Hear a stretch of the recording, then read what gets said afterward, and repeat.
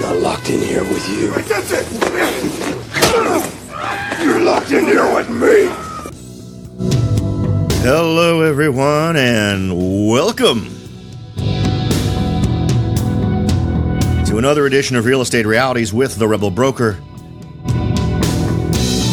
My name's Robert Whitelaw, and I am the Rebel Broker. Licensed real estate broker in the state of California. Member of the National Association of Realtors. But please, don't hold that against me. It's been a little while since last we spoke. We have a lot of interesting things we could potentially hit today. Some real good ground truth. It's ground truth for me. It's ground truth in California, and it opens up the door to an interesting conversation about rent control, so we can chat about that. I have my nice homemade mocha this morning, so I am all ready to go. I am caffeinated and ready for launch. Buckle up. There are a variety of ways to get in touch, folks. The old-timers know it, but for you new folks, head on over to www.therebelbroker.com. From there, you can send along any ideas, suggestions, observations, or suggestions that you might have. Just click on the Contact the Rebel Broker button up there in the menu, and you'll be able to do that. If not, perhaps you don't want to navigate the interwebs. If you would like to send a text, you can join the Rebel Underground. You can simply text the word Rebel Broker to the number 44222. That's text the word Rebel Broker to the number 44222, and you'll be automatically added to membership in the Rebel Underground. The one promise I make is that you will not get random crapola. I do not spam folks. In fact, the only complaint I get is I don't send out enough stuff. So, and of course, you're just hearing that from me, but if I could reach out there and grab some folks who are on that list, some of them might even say, is that list even still around? Because I haven't gotten anything in a while. So I promise it's only relevant stuff when it does come. But if you'd like to join the Rebel Underground, that's the place to do it. What else? Is there anything else I need? God, it's been a little while, so I'm not used to the usual opening show plug. So let's just charge right into it and get into the topics today. We have some interesting things to discuss. The market in general, of course, is something we could clearly talk about. But there are a few things that I think are really worth pointing out today. Let's go with the little data first. I was trying to debate if I was going to go with the big guns or the little stuff first. Let's start with a little something from the National Association of Realtors. Single-family homes continue to lead the rental market. We'll get into the numbers that are shared here, but we've talked about this before.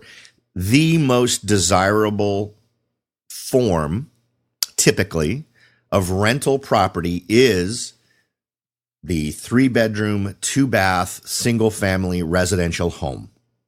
And I'm not saying 100% of people want that, but I am saying if you want to appeal as a landlord to the largest segment of the renting population, that is what you want to rent.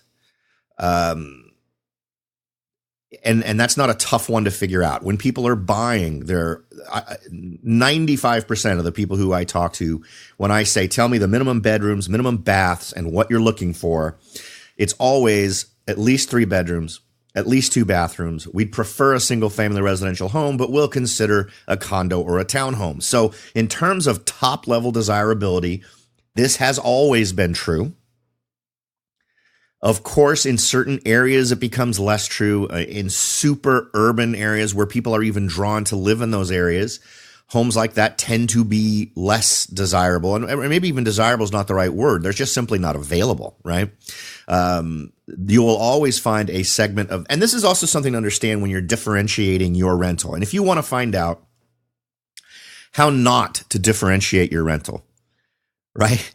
Go up onto Trulia, go up onto Zillow, any of these sites, and you're going to find that 90% of the homes for rent entries absolutely stink. And they stink in a way they shouldn't stink. everybody gets caught up with just the stats, of course, which have to be included, right? There's a minimum bar that you need to reach as a landlord or a property manager. And let's be clear here. I see property management firms doing this as well. I see super sloppy entries on the part of property management firms for their clients that just shouldn't be happening. When you are renting a home, you need to convey the benefits of what it is. So let me give you an example. One thing that a condo or a townhome typically has that a single family residential home will not have is the resident, the renter, the tenant is never going to have to worry about mowing a lawn. They don't have to worry about maintaining a pool in the backyard. They don't have to worry about any of those things. Typically, those communities are going to have community facilities, whether it's a pool, workout facility, whatever.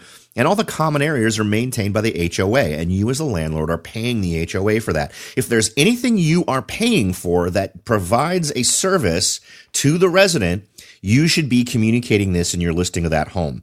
And I rarely see that promoted in the materials that folks put out relating to the property they're trying to rent, which is just monumentally stupid. Now, then you start to realize, well, okay, there are advantages to renting a condo or a townhome, right? There are things that could potentially draw renters. So if you're a single family residential person who absolutely wants to get the biggest pool of people, what do you do to it? Because that's what we're doing, right? We are addressing needs or concerns. Some people do not want to putter around in the yard or mow it or be held responsible for it. So you as a landlord, and let's say you've already checked off the checkbox of single family residential home, 3 bedrooms, 2 baths, most desirable kind of home that people want. If you want to address the one thing that condo or townhome has that you don't, include yard work. Right? Include a landscaper to come out and clean that thing or deal with it every other week or every month or however long is necessary, depending on the kind of landscaping you have. And pay the money to do that and roll it into the rent, if possible, or take a hit. And here's why it's worth taking a hit. One, you're going to tend to draw more renters, more tenants. So that gives you a bigger pool to choose from when the place goes vacant.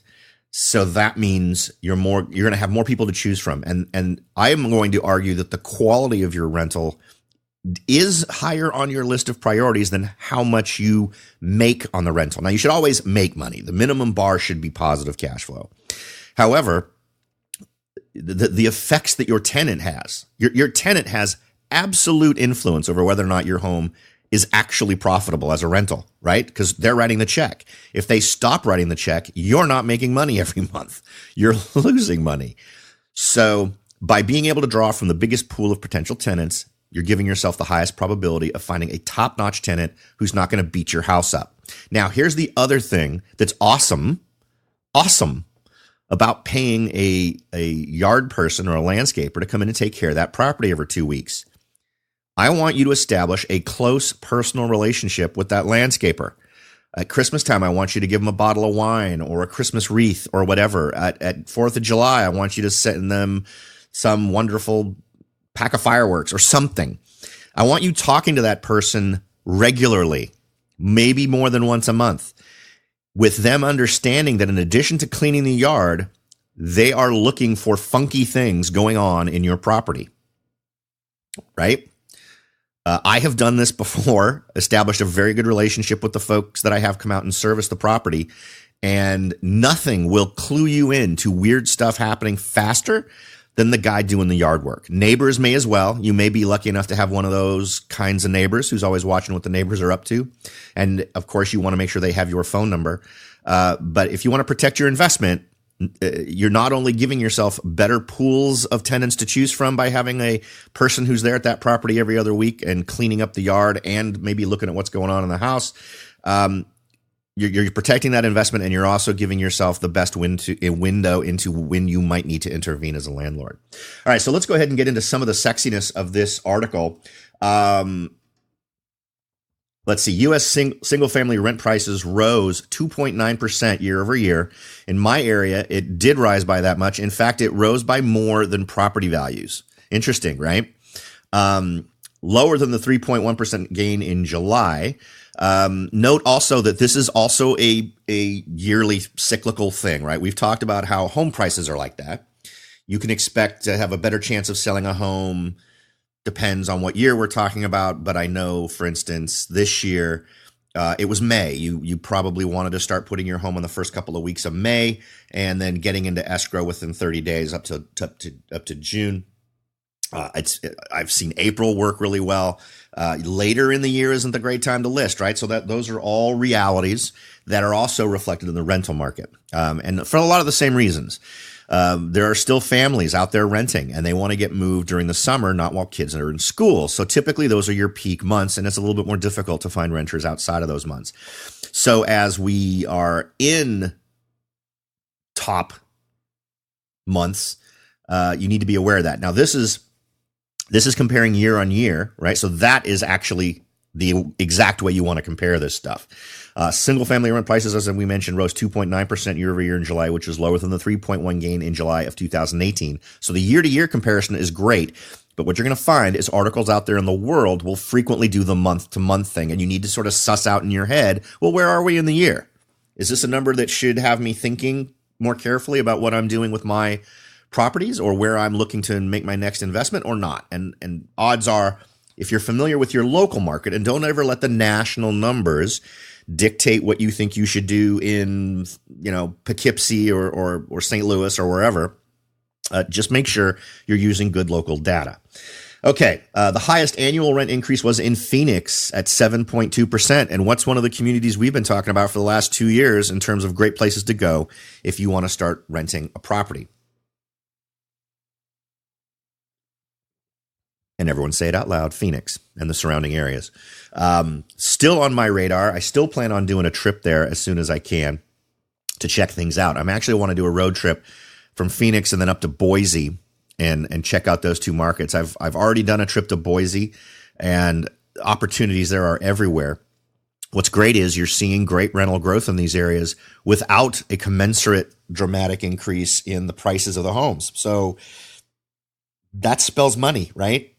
When you're not having to spend more money to get a higher rate of return on your rentals, that's a pretty good equation. It goes on to state that rent growth continues to be propelled primarily by low-end rentals, defined as properties with rent prices at least 75% of the regional median. We've talked about this before. The same kind of philosophy can also apply to home purchasing. The lower tier of the market is seeing more increases from higher demand than the upper tier, which includes rent prices that are greater than 125% of the region's median rent. Low-end rent prices rose 3.5% in July compared to a high-end price gain of 2.7%, CoreLogic reports. Annual increases in the low-end rental market have consistently outpaced the higher-end tier since May of 2014. But let's also put this into context. One has simply outpaced the other, right? So we're not talking about a decline in anything. We're simply talking about the rate of increase being higher among lower priced properties than luxury properties or higher end properties. Now, that's absolutely true. Even in my little local market, where I kind of track the rental rates on a quarter by quarter basis, once you get over about $3,600 a month, and I realize that may sound insane to the rest of the universe, which isn't horribly insane. That's actually a reasonable rent for, say, a 3-bedroom, 2-bath home in my neck of the woods. As you go north, it actually goes higher than that. I have seen properties where it's 3 bedrooms, 2 baths, and the rent is closer to $5,000 a month. Yes, believe it or not. Now, in my area, I have a home that I put on the rental market there for a while. 5-bedroom, 3-bath, 3,000 square feet. So something that's definitely on the higher end. And that had trouble getting rented. So it's one of those things where you've got to pace yourself. You've got to make sure your marketing is right. You got to make sure you're pulling in folks that are looking for what your home has to offer, but you need to tell people what your home has to offer. We were talking about that earlier. Okay. Rent increase on entry-level properties continued to outpace the rest of the rental market, according to Molly Bozel, principal economist at CoreLogic. Quote, this trend should continue in the near term with strong demand from younger millennials who indicate they prefer to rent rather than own a home. Metro areas with limited new construction, low rental vacancies, and strong local economies and employment are posting the highest rent growth. Phoenix's higher annual rent growth in July was attributed to 2.9% growth in its annual employment. Orlando, Florida also has seen higher annual employment growth of 3.8%, which caused its above average annual rent increases of 3.5% in July, CoreLogic notes. Now, one reason why I pulled this particular article out of the ether is because it feeds in perfectly into what we're going to talk about as the main dish today. We've just had our appetizer. Now we're going to talk a little bit about rent control. We're going to talk specifically about California's move towards rent control. And we're going to do nitty gritty, down and dirty. What do you need to worry about as a investor type discussions?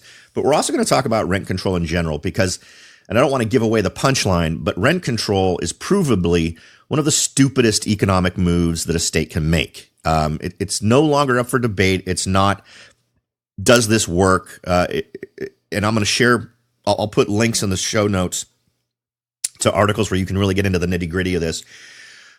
But there are so many negative, in fact, the negative effects of rent control hurt the people that the politicians claim it's supposed to help. And this isn't me. This isn't the rebel broker going off on a tangent into the tall grass, or really pushing a personal opinion as fact without any data. For those of you who've been listening for a while, you know I'm all about the data. I'm perfectly willing to be proven wrong. But even if you go just talk to the economists, who are supposed to be the ones who really know about this stuff, by a dramatic majority, economists call rent control a bad idea. So let's go ahead and take a quick break. But when we come back, we're going to get into the nitty gritty of rent control and why all of you in California might want to be a little bit worried, but there's still hope. There is one segment of the real estate market that will be immune from this for now, and we'll talk about that in a minute. Are you ready to jump in and start your search for your first investment property? Maybe you've decided that it's time to own your own home, or maybe you're ready to sell your home and move on to something new. No matter what your goal is, the Rebel Broker can help. That's right, aside from hosting this show, I am also the owner, broker of Whitelaw & Sons Real Estate Services right here in Silicon Valley. With over 25 years experience serving Silicon Valley, Morgan Hill, San Martin, and Gilroy, I or one of my great agents can help you achieve your goals in real estate. So if you're ready to look into taking that next step towards achieving your real estate goals, point your browser at www.soldbyrobert.com. That's www.soldbyrobert.com and get in touch. Let me show you how I will earn your business and your respect. Again, that's www.soldbyrobert.com, or you can call me at 408-852-0525. California Bureau of Real Estate ID 00984-909. Welcome back, everyone. We are talking rent control. We just started off with a little bit of a taste, a little side note of something that I think dovetails nicely into this particular argument. Single-family residential homes that are continuing to lead the rental market, and we talked a little bit about that and how some statistics are playing out in cities like Phoenix, where rents are up dramatically, particularly in some of the lower cost spectrums of rentals. But we're going to start off our rent control discussion, our specifically aimed at rent control discussion, with what's going on in California right now. Now, in order to understand this, I think it's good to point out something that's an interesting element of this, specifically in California. California is one of those states that tends to do a lot of goofy stuff. I've been in California all my life. I was born in San Francisco. I was raised in the Silicon Valley.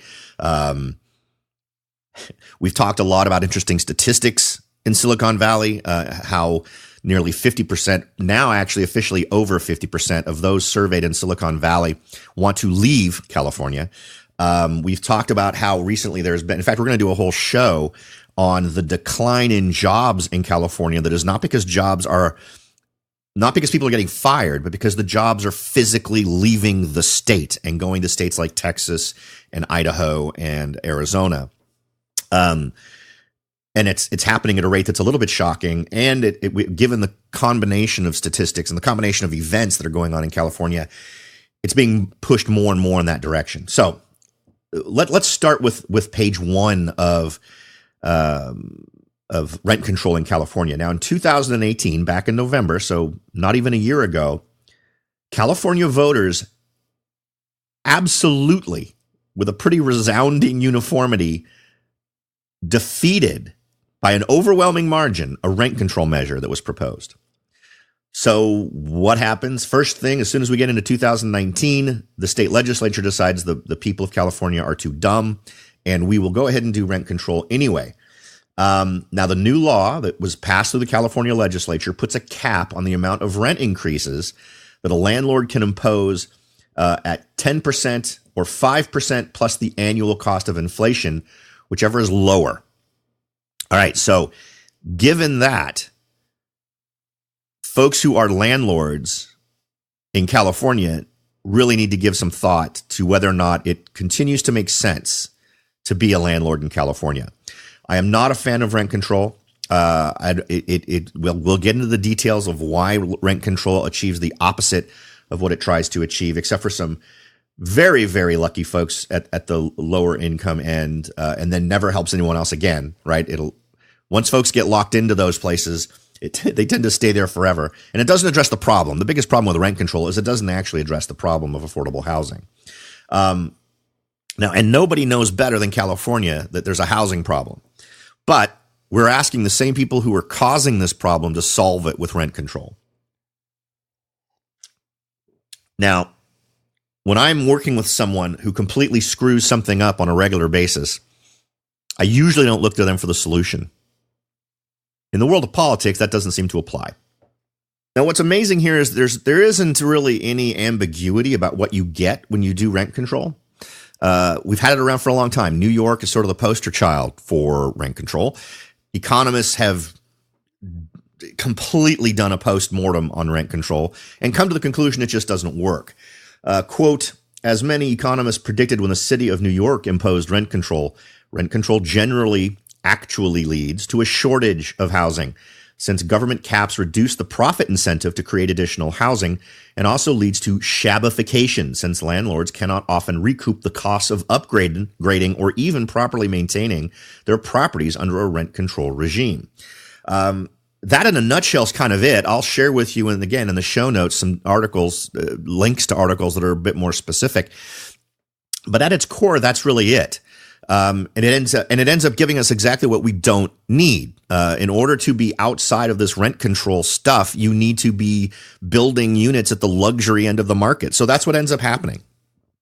You end up seeing people devoting their money towards the luxury end because they want to dodge this particular regulatory bullet. And we don't need that. It's just one of those things that doesn't solve the core problem. Now, in addition to capping how much rents can be increased, AB 1482, which is the law that has been passed and signed in California, requires landlords to demonstrate, quote, just cause, unquote, before ousting tenants that have lived in an apartment for at least a year. Property owners who wish to evict tenants to build condos or make renovations will also have to pay a relocation fee equal to 1 month's rent. Now, all of these things are going to come into play in terms of what decisions landlords make. Now, how many homes will it affect is the next big topic. A report from the Turner Center estimates the bill will impact about 4.6 million households statewide, but those effects won't be distributed equally. The law will apply to the largest number of single-family homes and apartments in cities with no rent control. Now, there are some carve-outs from the National Association of Realtors. There was a comment that there's an exemption for single-family residential and condominiums. In other posts I've seen relating to the bill, it was really focused more on the mom-and-pop thing. So that exemption, I believe, only applies if you have 10 or fewer rental properties within the state. There's also a carve-out relating to homes that are younger than 15 years. The rent bill approved by the Senate, it exempts dwellings built within the last 15 years from rent caps, not buildings older than that. It was one of the comments made in an article from the New York Times. Now, it's also important to note here that in terms of what this does, in terms of its numerical limitation, it's actually not that bad. But here's the thing. It opens the door. It simply makes acceptable for the government to actually do this.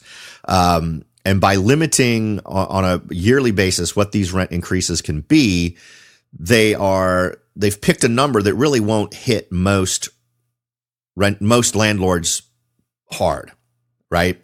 We're talking about a 5 to 10% range here, 7%, right in that ballpark. I don't know many landlords that increase the rent by those kinds of numbers on a yearly basis. It is fairly normal in some areas of Silicon Valley for that potential increase to be as much as 10%, but I know the ones I've seen recently have been, let's say, a $3,200 home or $3,200 a month property gets an increase of $100 at the end of that first year, which is clearly would be below the range of what we're talking about. Something in the order of a 3 to 4% increase. So if you're actually doing a 5% increase, which would be more than what I see typically on an average price rental in the markets that I survey, and that's about right, 32 to 3,600 is a typical range that I'm looking at when I'm looking at 3-bedroom, 2-bath homes, would be well below that low end 5% cap. The concerning part isn't that. The concerning part is the door that it opens, the comfort that it attempts to establish with the public that the government should be doing this in California. And here's the other problem.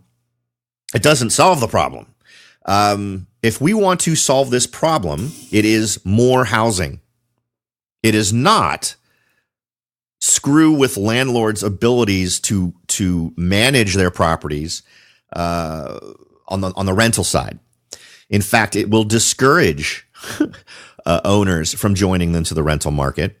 So for right now, so this is the big thing, and this is the potential shift that I think landlords need to consider. Now, if you're new to being a landlord in California, if you're aspiring to be a landlord, one of the things we've talked about on this show, and I think this move represents a change in that strategy, is the higher return on investment that comes from having a multifamily unit. So a duplex, a tri, a quad.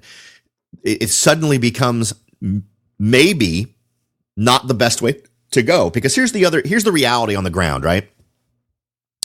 If you're an investor buying a multifamily unit, given the way multi-units are sold right now, if you're someone trying to sell a multi-unit right now, you potentially are going to have a problem unless you come across with someone who's not really good at doing their math and realizing, in order for me to really do what I want to do here, I need to raise these rents by 15%.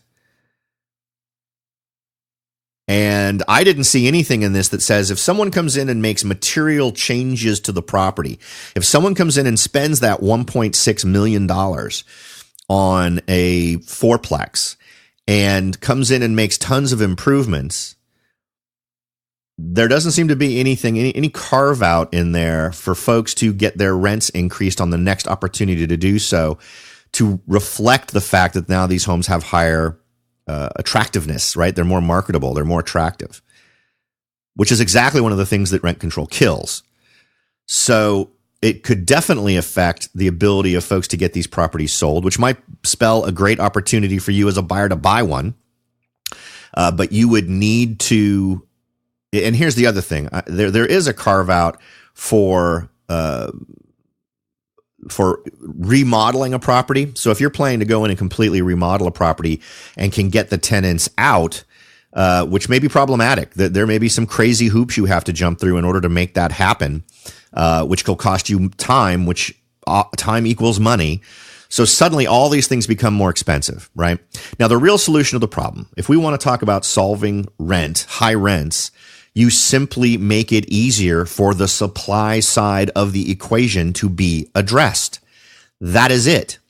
The problem is that requires the government to step away, to get out of the way. We've talked about this a lot. In the ramp up to crazy prices in homes in 2006, 7, and 8, or the rapid increase and then rapid decrease during that time frame, the governments of this state particularly came up with tons of goofy regulations and hoops to jump through that were designed to line the pockets of government. It was designed to increase the cash flow. They wanted to find a way to capitalize on the huge growth in real estate. And of course, when everything crashed, these rules didn't go away.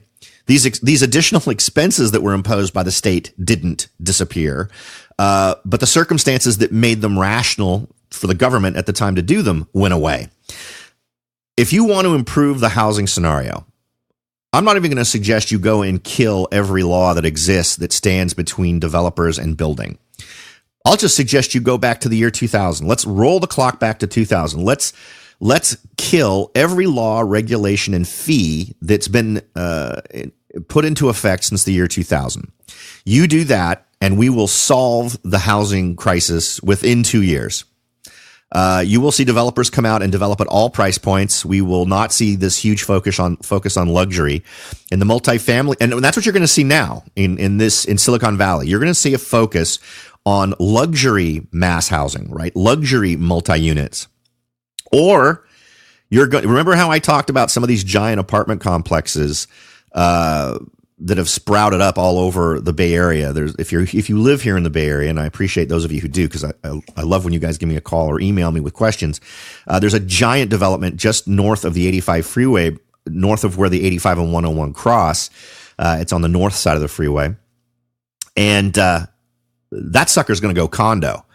They invoked a lot of expense putting that place there. And in order for them to really recoup, I think they're going to have to go into condo mode and get out of the rental business, because I don't think rent controls work for those kinds of developments where there was a huge cost. I mean, when they did their math, they weren't thinking they were going to be limited to X percent. Now, the only thing that may save them is, I believe those are less than 15 years old, so they would be. But I'm not sure that apartments are exempted at all with that 15-year window. I know that supposedly single-family residentials and condos are in all cases for that, but there's still a little bit of mystery for me on that one as to what effect that will have. But in general, rent control is not something that solves this problem. It actually tends to make it worse.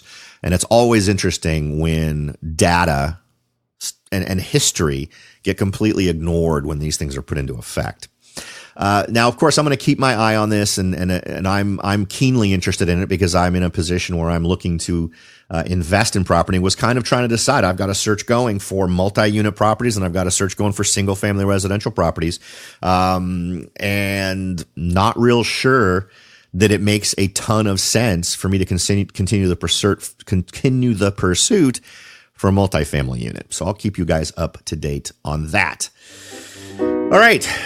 I think that's about it for today, folks. I do appreciate you taking the time to listen to what I have to say on these subjects. The goal is always to leave you with more knowledge than you invested in time. Hope we've achieved that today. If anything, I hope we've sparked some interest in you researching rent controls, and if you live in an area with rent control. And there are lots of other states, actually, that do have rent control, and you might want to look into it yourself. But this is a creepy door to see opened in California.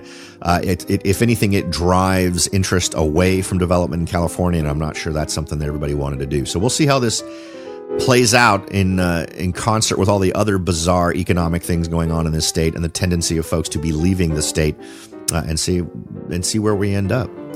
All right, everybody, thanks again for listening. I will talk to you all next time.